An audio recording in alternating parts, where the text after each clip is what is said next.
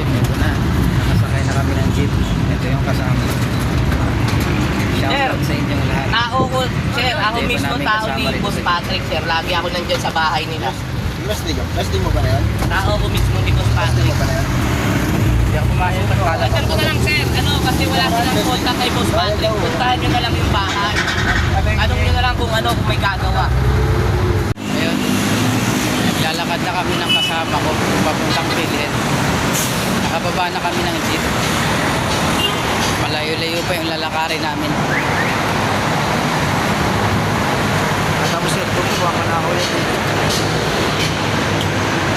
Yung kasama ko, ganado maglakad. Ayun, nandito na kami sa Pilhin ng kasama. Bali na sa pila na ako ngayon. Kasi kaso na ako ng papeles. Pipila muna ako ha. Ito, mahaba-haba yung pila. Nakarating na rin kami sa mga sa Pilhin. Marami yung lahi na nilaman natin. Bali, mamaya-maya, ikapakita ko yung ID sa inyo. Yung requirements na kailangan.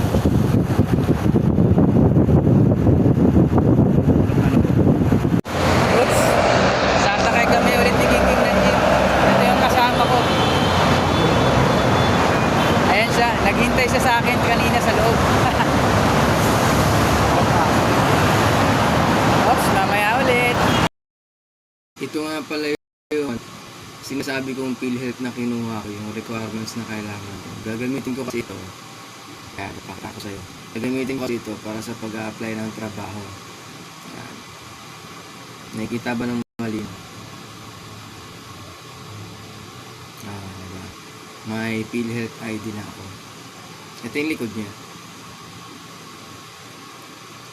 Yan yung likod. So, paano? Naipakita ko na sa'yo yung sinasabi kong PhilHealth ID na kinuha ko. Sige, bye-bye.